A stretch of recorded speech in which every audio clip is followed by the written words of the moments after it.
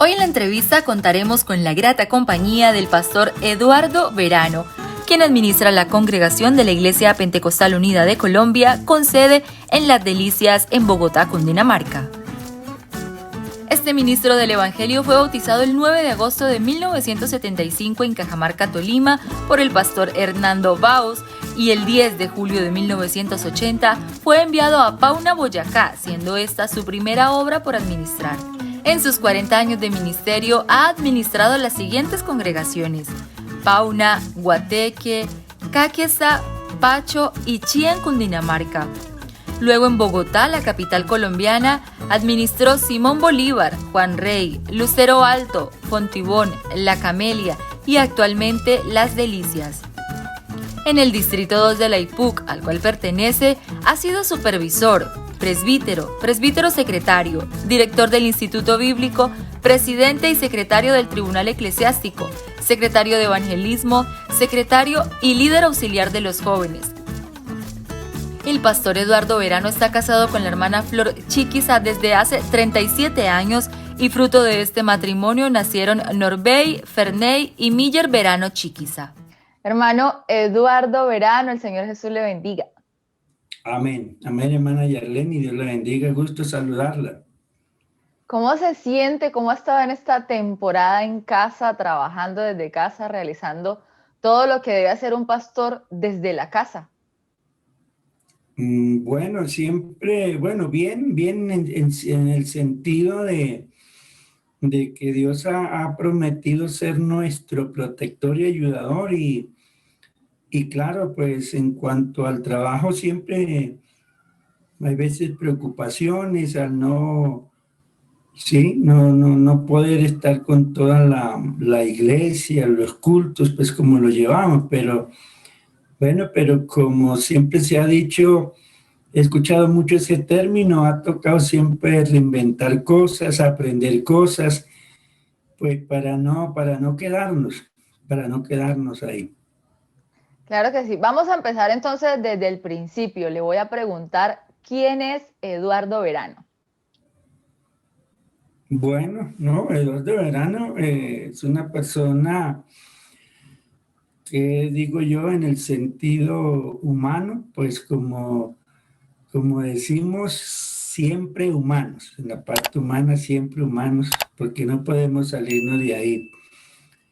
Y como el escritor dijo, con pasiones semejantes a las de los antepasados, pero ahí estamos con la ayuda de Dios. Hermano Eduardo, hay una palabra que yo le he escuchado a varias personas que le conocen a usted y es integridad. En la ceremonia de sus 40 años de ministerio, también se la escuché a algunas personas que le daban palabras celebrándole este aniversario. ¿Cómo Ajá. ser una persona íntegra? Uno siempre tiene algo que dicen por ahí, no, es que Julianito de tal tiene esto, es un hijo de Dios, pero tiene esto. Pero del hermano Eduardo siempre se escucha la palabra integridad. ¿Cómo ser una persona íntegra?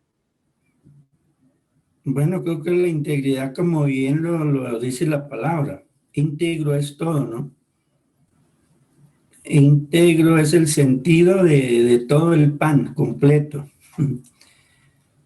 El pan completo, pues uno piensa que no falte nada, claro, sin derecho. De pronto uso esa palabra porque me agrada, ¿no? Me agrada el término que abarca la integridad de las personas, de unos a otros, y que la integridad, pienso, pues produce confianza, produce seguridad, tanto de la otra persona hacia uno y tanto de uno hacia la otra persona, ¿no? La integridad no proporciona, yo diría, uso esta palabra, de pronto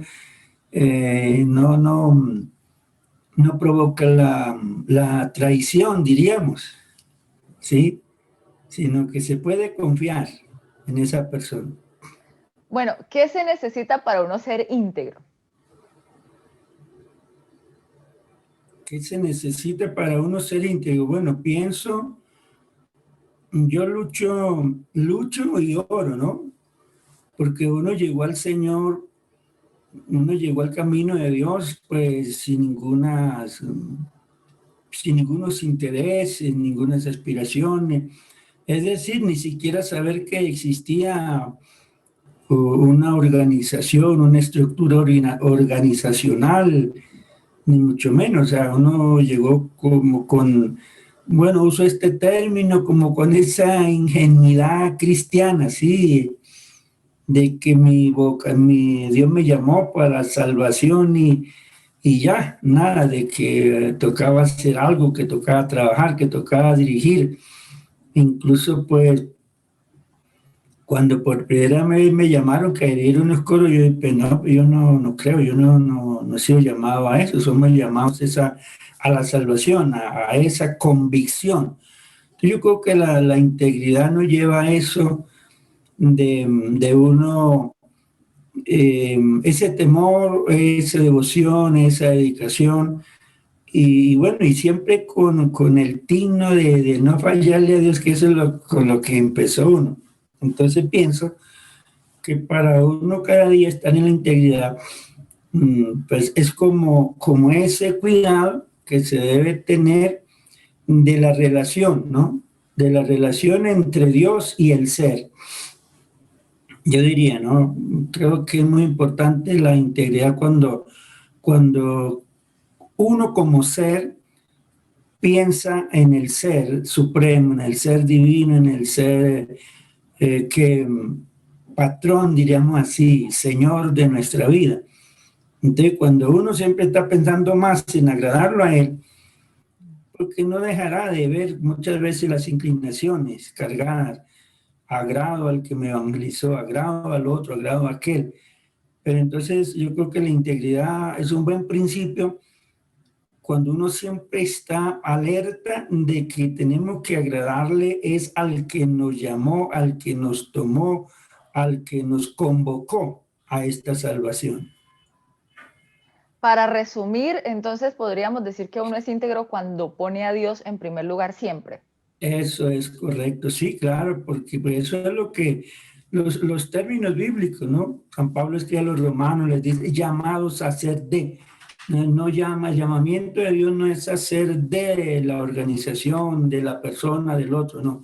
Usa muy claro el término hacer de Jesucristo, por ejemplo, de Jesucristo. Pero cuando uno tiene esa inclinación siempre, ¿para qué nos llamó el Señor? ¿Para qué? El para es para hacer de. Entonces eso lo lleva a uno de que siempre su relación es con el que lo llamó. Muy bien, hermano Eduardo, aparte del Señor Jesús y aparte de seguirlo a Él, ¿qué persona, hablando de un ser humano, le ha impactado la vida a usted durante sus 40 años de ministerio? Bueno, persona, realmente a mí me impactó mucho desde que conocí a, al hermano Eliseo Duarte ya fallecido. Digamos que unos bastantes años. Él llegó aquí a Bogotá, lo conocí lo nombraron como maestro de los pastores en Colombia, pero él llegó a vivir acá a Bogotá, entonces por vivir aquí en Bogotá, nos encontrábamos muy seguidamente con él, con ellos. Entonces, pues realmente me impactó mucho, por ejemplo, la memoria de él, varias cosas, como persona también, me impactó bastante. En el ministerio, ¿qué es más importante? Usted ya con esta cantidad de años considerable de experiencia sirviéndole al Señor, ¿qué es más importante? ¿El principio o el final? Bueno, ¿qué digo yo? Yo pienso que el final, ¿no? ¿Por qué? Bueno, usted sabe que, como dice, alguien dijo, no sé, alguien dijo, la vida siempre tiene dos lagos o dos lados, ¿no? Dos lados. Y siempre está la muerte, siempre está la vida, siempre está el invierno, siempre está el calor.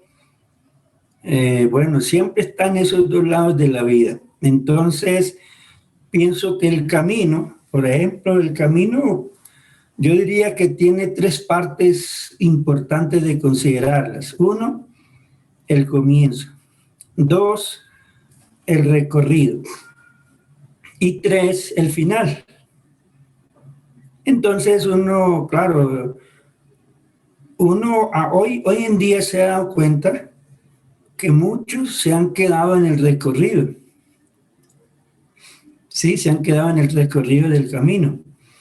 Muchos, tanto compañeros mismos de ministerio, tanto hermanos en la fe, muchos se han quedado en el recorrido, iniciaron el camino, pero el camino, pues siempre usted notará que siempre en el camino, pues hay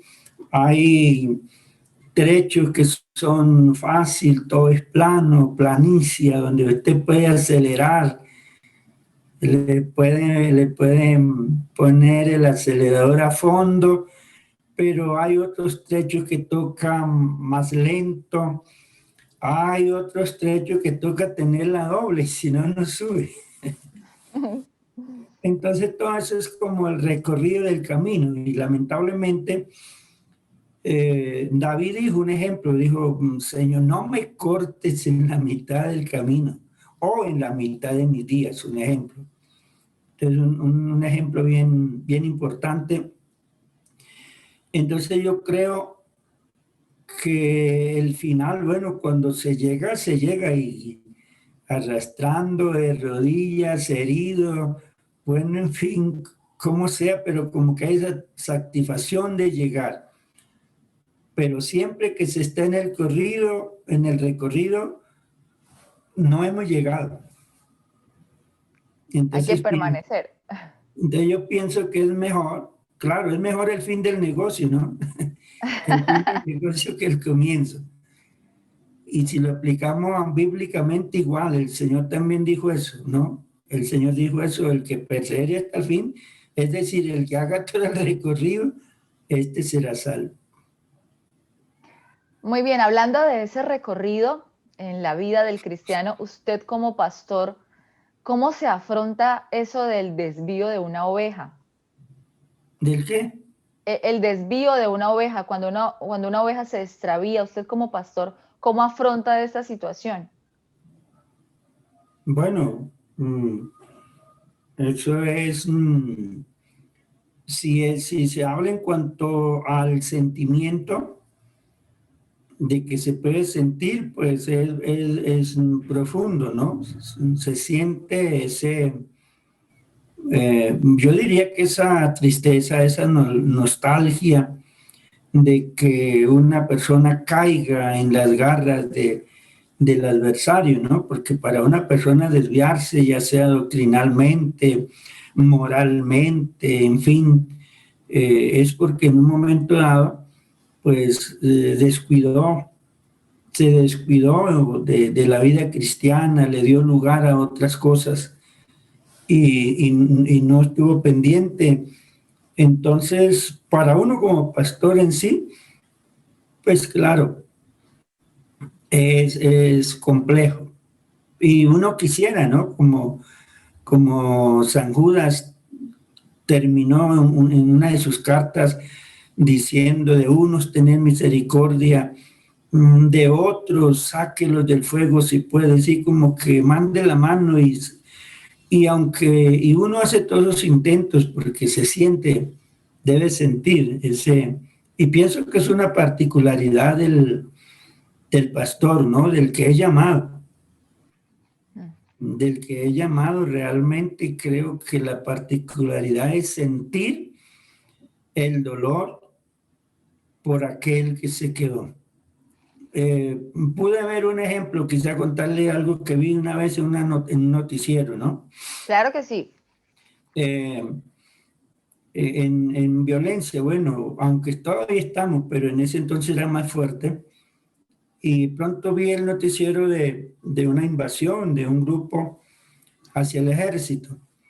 Y pues el ejército murieron bastantes soldados, entre esos vi que iban dos soldados ya pues derrotados un poco, iban corriendo y entonces una bala alcanzó a uno de ellos y cayó.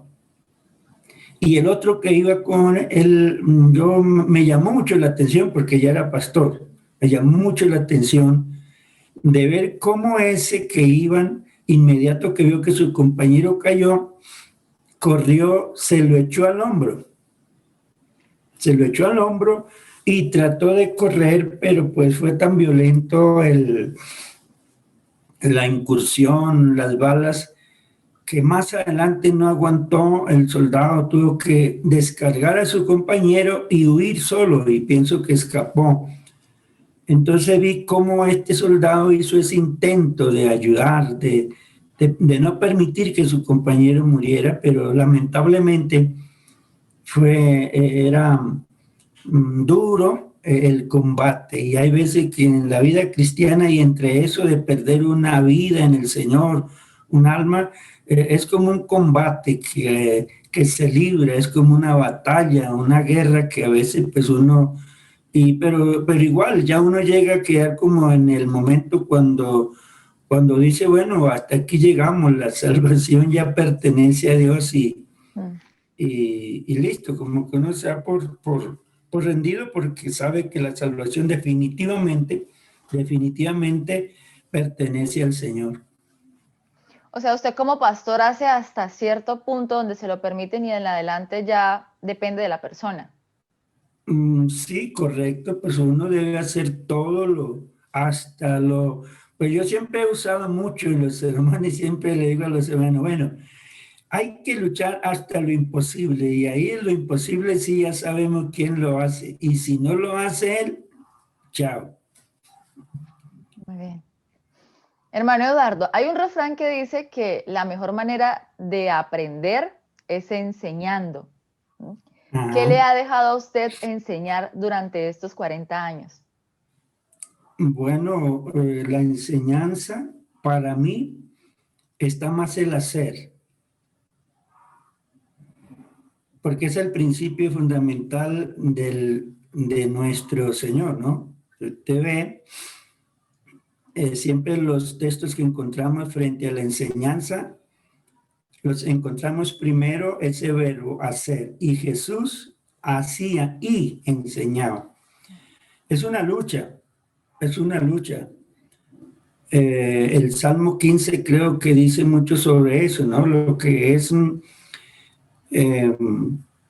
¿quién subirá al monte de Jehová, por ejemplo? Entonces él dice que el que hace justicia, hacer y enseñar es diferente. El que habla verdad en su corazón, ejemplo, es otro término que nos confronta. No dice el que enseña verdad, sino el que hace verdad. Entonces, diría entre las dos cosas, siempre está primero el hacer. Y luego se hace para enseñar. Y esa fue la práctica, yo diría la técnica del Señor. Él primero hacía y luego enseñaba. Por eso es que se admiraban de la doctrina del Señor. Si usted creo habrá leído, dice, les enseñaba, entre otras cosas, la autoridad de la enseñanza viene por el hacer. Entonces eso le garantizó al Señor esa confianza, que lo admiraban, porque les enseñaba como quien tiene autoridad.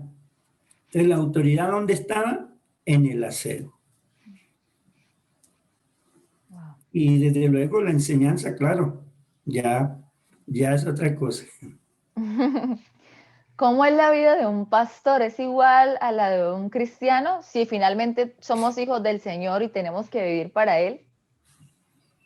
Bueno, yo sí he pensado bastante en eso. Es decir, cuando estudio para predicar, cuando uno vive, y uno claro, se pregunta, porque a veces que los hermanos dicen, alguien me dijo, no, pues claro, pues el pastor lo tiene todo, está ahí, pero no. Yo pienso que la vida de un cristiano es para pensar en el reino de Dios es igual. Si el pastor no lo hace santo, porque como le dije a usted, ¿no? Hablamos de hacer y enseñar. Yo puedo, o una persona puede ser muy buena, tener mucha buena retórica, tener mucha buena amplitud de palabra, de enseñanza, pero otra es la práctica. Entonces yo sí llegaba a pensar que nosotros no nos salvaremos por ser pastores. Pues es un privilegio, desde luego. Pero yo sí creo que en cuanto a la santidad, la obediencia debe ser la misma. Porque yo no creo que el Señor allá en la santidad, bueno, usted es más santo, apártese acá, y usted, pastor, por ser pastor, póngase acá, ¿no? Los términos bíblicos no hacen diferencia al pastor o al creyente. Él dice, los limpios de corazón verán a Dios, no dice quiénes, los limpios. Sin santidad nadie verá al Señor, tampoco dice, no se refiere a personas específicas, sin santidad, los limpios. Entonces pienso que en ese sentido la santidad debe ser pareja. Hablemos de la práctica. ¿Cómo es la vida diaria de un pastor? Bueno, ya si hablamos de eso, pues pienso que cuando uno ha tenido la convicción del llamamiento en la vida del pastor, es una, pues, es una vida de siempre de carga, porque aunque uno quisiera, alguien me dijo, hermano, pero bueno, y ustedes, y para llevar esto, y el problema de aquel, y el otro, pues uno a veces trata como, y quisiera no llevar todo eso, porque claro, se agota. Sí, pero pienso que la vida de un pastor es una vida de presión, realmente tiene una presión de la congregación, tiene una presión de responsabilidad, porque estos días estaba escuchando algo sobre la homilética, ¿no? Y entonces estábamos pensando, la homilética, el arte de predicar, entonces se dijo, bueno, pues pienso que la homilética tiene una gran responsabilidad porque, es decir, un mensaje mal trazado puede enfocar mal a una persona, puede condenarse, bueno, en fin, puede torcerse doctrinalmente. Entonces, claro, es una vida de presión, de carga constante. Hablando de esta formación, hablando de la homilética, ¿en qué momento usted como pastor se dio cuenta que era necesario aplicarla en sus sermones? Tal vez a algunos todavía les queda un poco difícil y complicado ajustar su sermón de esta manera, de esta forma, aplicarlo. ¿En qué momento el pastor Eduardo Verano se dio cuenta que era necesario?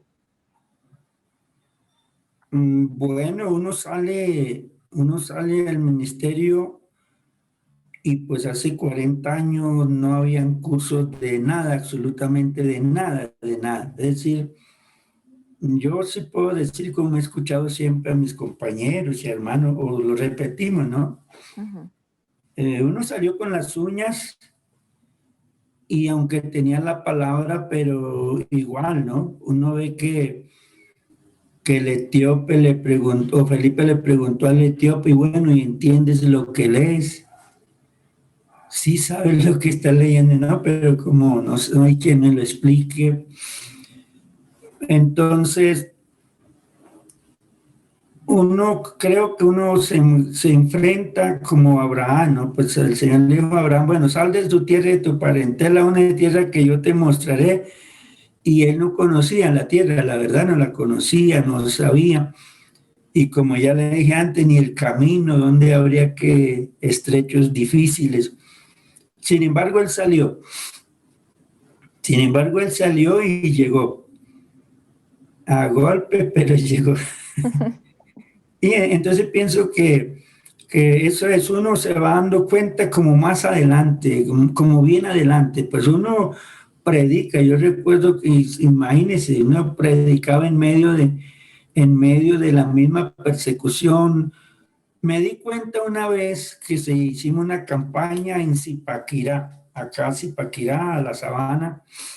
Me di cuenta cuando nos paramos en un parque, en el parque central de esa ciudad, y el pastor predicó un sermón, pues frente ahí estaba el templo central católico, hablando, el templo católico central de esa ciudad estaba ahí. Y preciso, todos los instrumentos quedaron ahí casi hacia ese templo. Y el pastor predicó un sermón sobre la idolatría. Ajá. Y pues para mí fue como incómodo, la verdad. O sea, ese sermón, para mí mismo, yo le estoy hablando, creo, de algunos, no sé si 25, 30 años. Pero fue incómodo ese sermón. A mí me dejó pensando y yo dije, que ahora esta gente saldrá a darnos piedra, porque pues imagínense predicar un sermón sobre la idolatría cuando estamos ahí en un templo.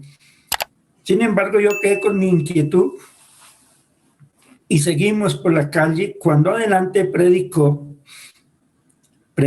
otro hermano, que me acuerdo, imagínense tantos años, hasta utilizó el texto: desde los días de vuestros padres os habéis apartado de mis leyes y no las guardasteis. Bueno, pero ya le encaminó el sermón diferente, la gente se acercó, yo vi que la gente escuchó. Cuando luego también predicó otro pastor, porque habíamos varios, predicó otro pastor que incluso es nuestro hermano Marcos Pavón, en esa campaña que todo él estaba acá. Y predicó él, y no, claro, muy diferente. La gente empezó a unirse a nosotros, a la caravana. Y llegamos al teatro donde se iba a hacer un culto, y varias gente nos siguieron.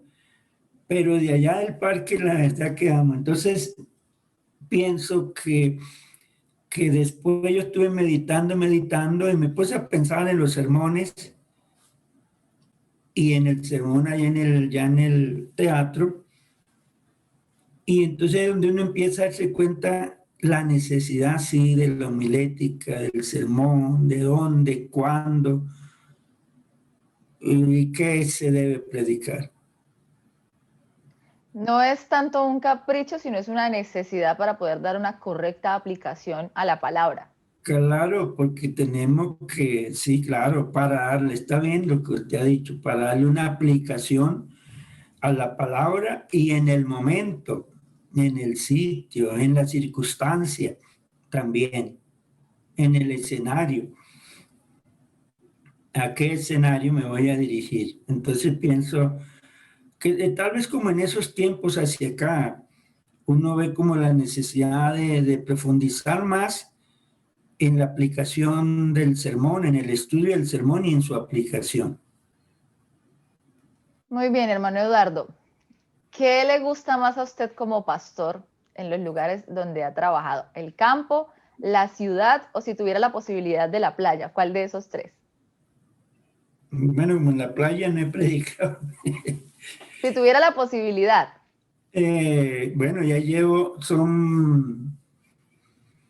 bueno, el campo, o sea, las iglesias, he trabajado en 11 congregaciones hasta aquí, 11 congregaciones, y trabajé en varias congregaciones en los pueblos, en las provincias. Hay una diferencia, ¿no? Digamos, aunque a veces uno no creyera, pero sí. Siempre hay una diferencia de las congregaciones en las provincias a lo que es las congregaciones en la ciudad. El contexto, uno en un pueblo administra un solo grupo en el sentido de ¿qué diría? En el sentido de costumbres, de ideas, ¿sí? Entonces, pues, por eso es bien, una congregación en un pueblo, listo, boyacense, tiene su cultura boyacense y no más. Pero entonces ya uno en una ciudad tiene que administrar una congregación ya más heterogénea, ¿no?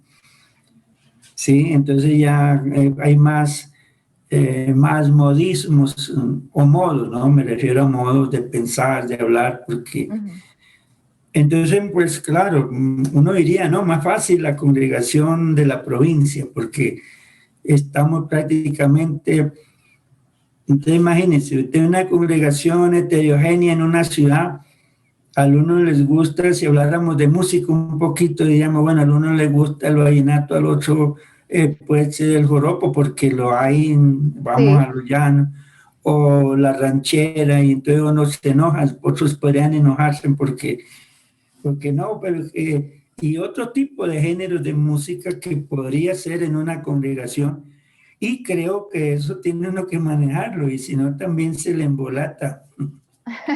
Sí. Claro, sí, uno tiene que aprender a manejar, pues pienso, ese contexto, diríamos, ese contexto social ya de la iglesia. Vamos a tocar un poquito el área familiar. ¿Qué significa para el hermano Eduardo Flor de Verano? Bueno, todo, después de Dios todo,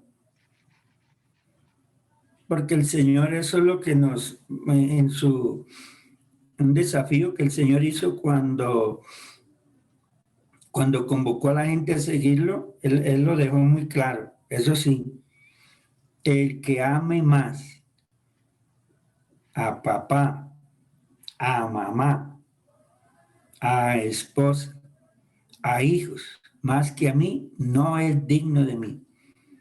Entonces uno tiene que tener en claro primero ese principio, ¿no? Un principio fundamental, esencial totalmente. Pero después de Dios, ella. Para los que no saben, vamos a contarle a nuestros amigos que nos están viendo en este momento a través de Gustavo y Yarleni. Flor de Verano es la esposa de nuestro pastor Eduardo Verano. Y es un Sí, poco jocoso porque uno podría decir, y dice mi esposo también, la única flor de verano que conozco es la hermana Flor. ella, sí, ¿Qué tan sí. importante, hermano Eduardo, es la esposa de un pastor para cumplir y llevar a cabo ese ministerio? Mm, bueno, aunque ya las enseñanzas, la iglesia ha tenido que enseñar mucho sobre eso en los últimos años, ¿no? Los últimos años.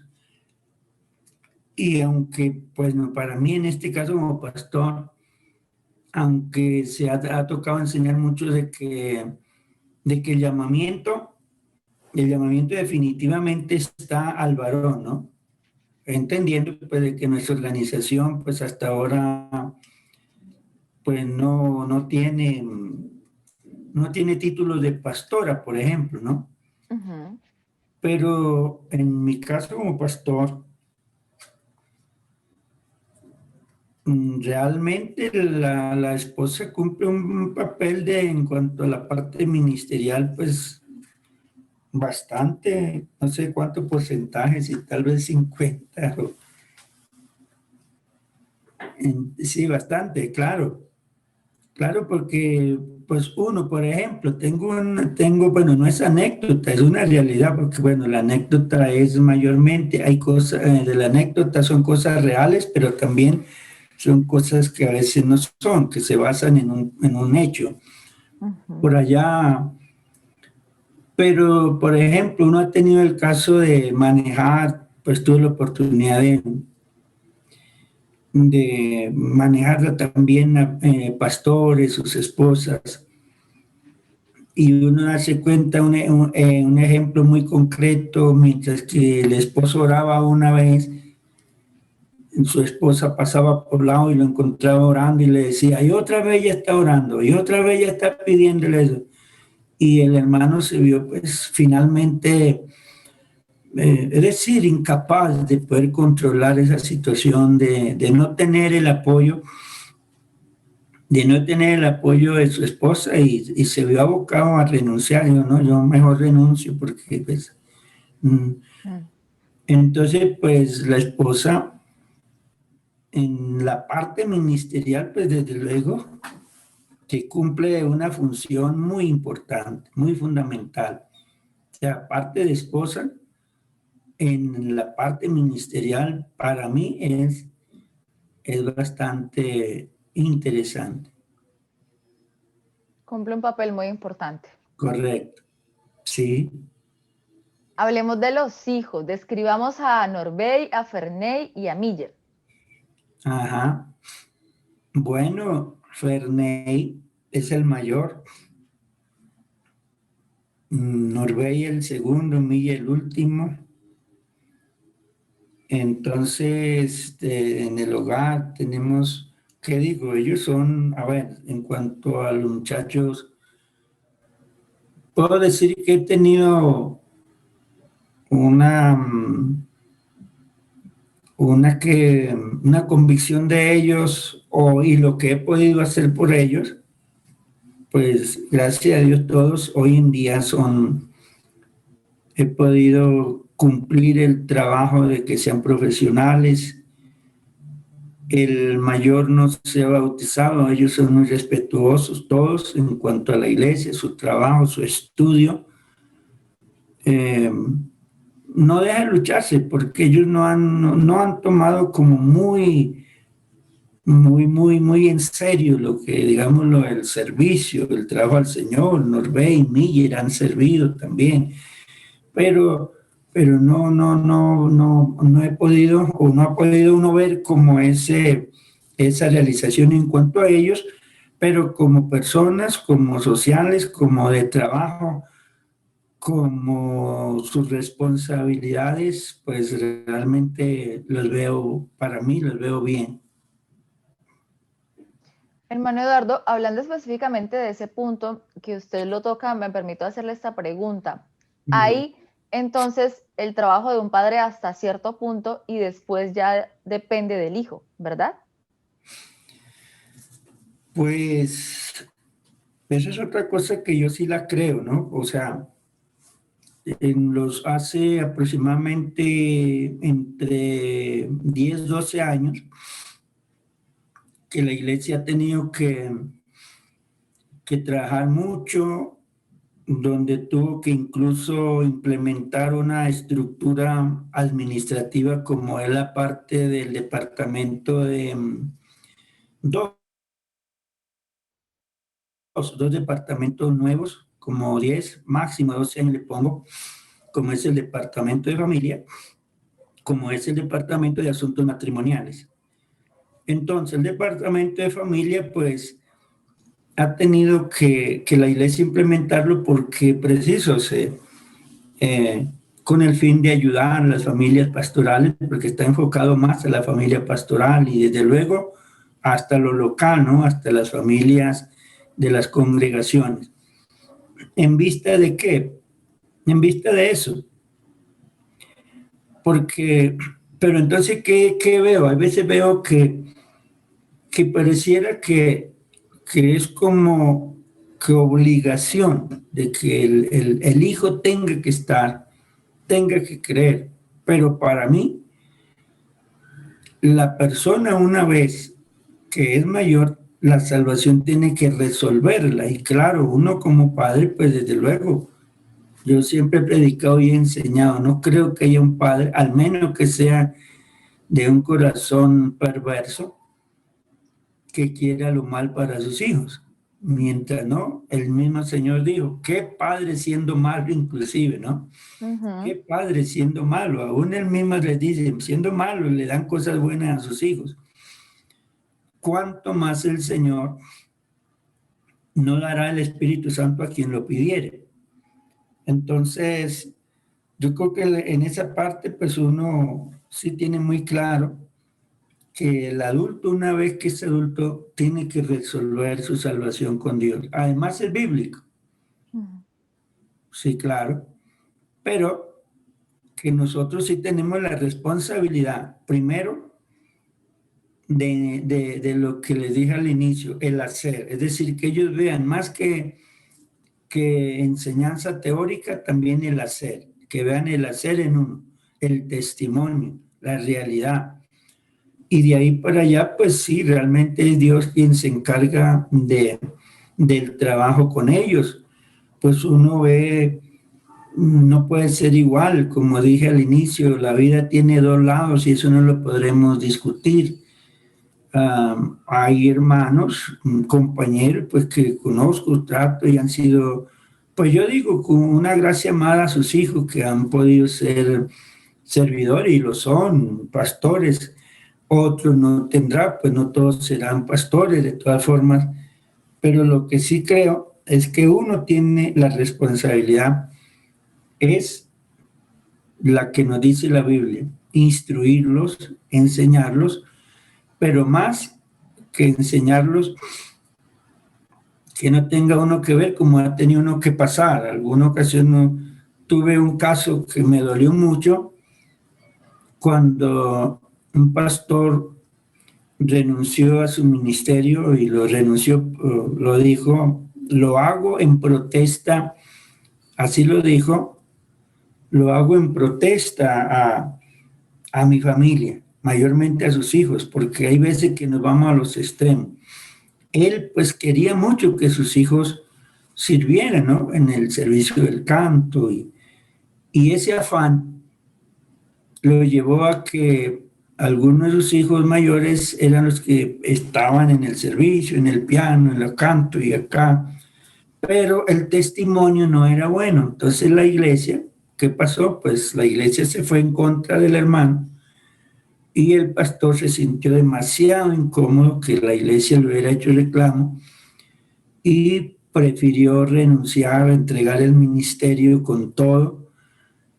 Y cuando él reaccionó, que se le dijo no lo haga, dése un tiempo, piénselo, él no, lo hago y renunció. Como a los 2 meses pues estaba volviendo para pedir el reintegro, pero ya no lo tuvo. Entonces yo creo que todo eso es importante tenerlo en cuenta. Finalmente, el Señor vendrá en la gloria de su Padre y con sus ángeles y juzgará a cada uno, muy particular. Pero nosotros y la iglesia sí se siente de que todas son almas del Señor y que deben llegar al camino de Dios. Pero hay cosas que ahí sí ya no podemos hacerlas. Claro. Hablemos de usted. ¿Qué cosa hace despeinar al hermano Eduardo? Y hablo de este término porque en Colombia cuando le dicen que se despeinó es porque se molestó. ¿Qué hace molestar al hermano Eduardo? Bueno, no, pues imagínese, pues como digo, yo uso un término, hay veces que a uno le da ira santa cuando la gente no obedece a Dios. Que yo le tomé de eso, le da uno pues incómodo cuando la gente pues no entiende y yo uso el término que uno quisiera cargar una jeringa y bueno, y aplicar dosis ahí, pero entonces como digo, se salen muchas cosas de nuestras manos que no son nuestras. Pero sí es un poco molesto cuando la gente no obedece y que uno ve, oiga, pero es que mire lo que está. Sí, eso es, me causa un poco de molestia, la verdad. ¿Y qué disfruta hacer, hermano Eduardo? ¿Qué lo hace feliz? ¿En qué momento se siente así bien tranquilo que puede disfrutar? Bueno, el trabajo, o sea, la predicación. De aquí donde estoy, pues todavía estoy estudiando. Entonces eso lo hace, claro, sentir feliz la predicación. Y más cuando uno siente que, que la gente lo expresa, ¿no? Recuerdo alguna vez que una hermana me dijo, hermano, recuerdo cuando mis hijos se escondían cuando llegaba el papá y tocaba escondernos, porque él llegaba era de una vez. Dijo, y desde el día que usted llegó, claro, uno entiende que esa hora es de arriba, ¿no? Pero ella me dice con ese sentimiento, desde ese día que usted llegó a nuestra casa y que llegó el Evangelio, pues creyó mi esposo, ya ver esa comprensión, ya los hijos no se escondían cuando él llegaba, sino que más bien salían a recibirlo. pues todo eso. Entonces uno se siente como decimos, como la que está bien casada, o la que está bien casada, realizada, realizado, se siente uno realizado. Qué bueno, hermano Eduardo, usted hace unos 40 años proyectó algo para su futuro. ¿Siente ahora que eso que soñó lo ha cumplido? Bueno, yo sí creo que sí, en cuanto a una proyección a futuro, hablamos de futuro, de la vida económica, de la vida ministerial. ¿Me Ujú. quieres preguntar? Sí, sí, sí, de manera integral, así como hablamos al principio de esta Integral, como conversación. hablamos al inicio, es, ¿no? Pues uno sí cree que el creyente debe desarrollarse en su vida integral, ¿no? Escuché algún sermón del hermano grabado, creo, de nuestro hermano que fue primer presidente en Colombia, fallecido. Bueno, ahorita se me va el nombre, pero entonces él alguna vez dijo que el creyente debía estar proyectado en Dios para vivir 100 años y que debía estar proyectado en Dios por si viniera hoy. Entonces pienso que la vida cristiana es muy integral, claro. Uno debe, uno debe crecer integralmente en su vida, pues aspirar en la vida económica, de familia, claro, porque algo que yo le he dicho y pues he orado, ¿no? Que uno pues no llega, no, me incomodaría, por lo menos a mí me incomodaría como pasó o ha pasado por la década del 80. Yo llegué en el 75 al camino de Dios y, y en esos tiempos todavía nos tocaba, si fallecía un pastor, nos tocaba, por ejemplo, estar colectando ofrendas para ayudar a la viuda o los hijos. Entonces, por lo menos yo sí le dije al Señor y aún algo que lo he tenido para mí es que uno no llega a hacer carga a la iglesia, incluso a los hijos, a Ferney cuando él estudió, que me dijo que iba a estudiar música. Le dije, bueno, esa es su decisión de estudiar su carrera, pero algo que sí le pido es, ojalá sea para la obra de Dios, pero nunca aspire es decir, ser carga como un músico a la iglesia. Mm. Y no, y pues lo he pensado, ¿no? Muy personal. No aspiraría a ser carga a la iglesia. El día que ya uno no pueda, listo, hasta aquí. No ser carga ni económicamente ni en otro sentido. Muy bien, hermano Eduardo, ¿ha pensado en el uso del buen retiro y en qué hacer después de que ya deje su vida ministerial o el trabajo pastoral? Bueno, en el qué hacer, la verdad que eso es como cuando de pronto, no he pensado tanto en el qué hacer, porque pues uno está aquí como entrado en este trabajo que el día que no lo hace, ahí sí como dice, el día que no lo alabo, el alma se me estremece. Entonces uno está como entrado de que, claro, uno ha tratado de no gastarlo todo, ¿no? De tener pues algunas cosas para pensar en sobrevivir, pero que yo tenga como que una meta definida, me voy a poner a hacer esto si me retiro, la verdad no. Bien. ¿Cómo le gustaría ser recordado después de que parta con el Señor? Bueno, como he sido persona, pues hasta aquí yo digo, eh, yo me considero como incansable en el trabajo, ¿no? Desinteresadamente, incondicionalmente. El sentido de que le hablé antes, que hablamos de la integridad, ¿sí? Y como si uno escucha muchas veces, ¿no? Eso escucha también. Entonces, pues claro, por una persona íntegra, ¿sí? La integridad no lleva doblez. Entonces, me gustaría, sí, Ser recordado como una persona íntegra. como una persona íntegra, claro. Muy bien, hermano Eduardo, vamos ya para finalizar a darle un consejo a nuestros amigos, a los que ven esta entrevista a través de Gustavo y Yerleni. ¿Cuál es su consejo en esta hora para todos nuestros amigos?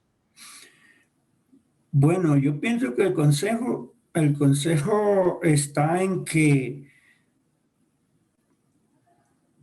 en siempre la vida íntegra con Dios a los creyentes, porque definitivamente ese es el fin del discurso. El poeta, el gran poeta y sabio Salomón lo definió así, después de que escribió 12 capítulos de ese libro, la conclusión final fue: el fin del discurso oído es este. Uno, teme a Dios.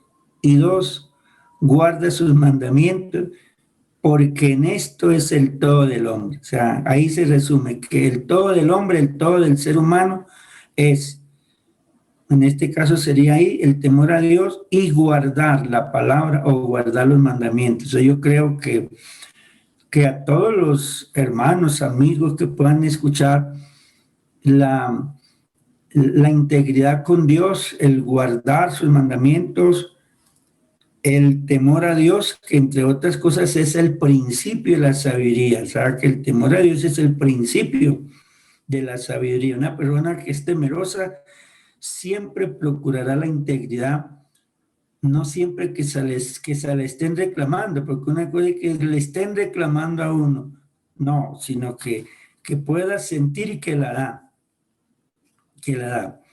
Entonces yo pienso que si queremos llegar a la meta final, pues ahí está el fin del discurso, es ese. Muy Entonces, bien. ese es, hermana Yarlene, para usted también. Muchas gracias, hermano Eduardo. ¿Cómo se sintió? No, bien, bien, gracias a Dios. Pienso que sí, importante poder compartir lo que Dios hace o lo que ha hecho y lo que hace y lo que hará. Claro, importante.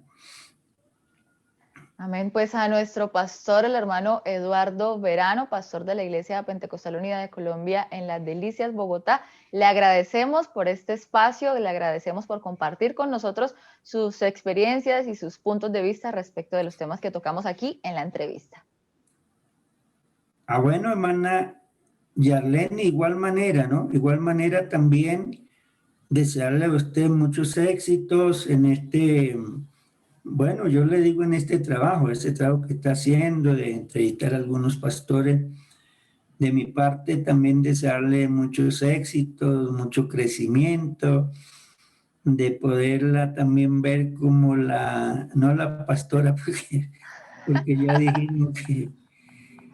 ya dijimos que no tenemos ese título, pero sí, qué bueno, qué bueno poder saber que sea la esposa del pastor. Ay, Dios mío. La esposa del pastor, claro, porque no hay, pienso que es una realización, ¿no? Realización más grande hay muchas metas que la gente se traza, se hace, menciona, se planea, pero pues la meta de la vida ministerial, pues la seguridad que se siente es saber que ese llamamiento es de arriba, ¿no? Y eso es satisfactorio, saber que el Dios que creó el cielo, la tierra, el mar, todo lo que en ello hay, que en él vivimos, que en él nos movemos, bueno, en fin, todo. pues saber que su esposo pueda hacer tener ese llamamiento de arriba, pues hombre, es todo. Pues sí, Así que hermano Eduardo. adelante, sin palabras. Sí, esta es la parte final y ha pasado como últimamente con varios pastores en la que yo les agradezco. Gracias al Señor por compartir con ustedes y bueno, que se haga la voluntad de Dios en todo lo que Él quiera. Pero eso sí, recuerde que la voluntad de Dios ya está. Gracias, hermano Eduardo. Bueno, hermana Yerleni, muchas gracias a usted también. Saludes al amado y a todos por allá, por los estados.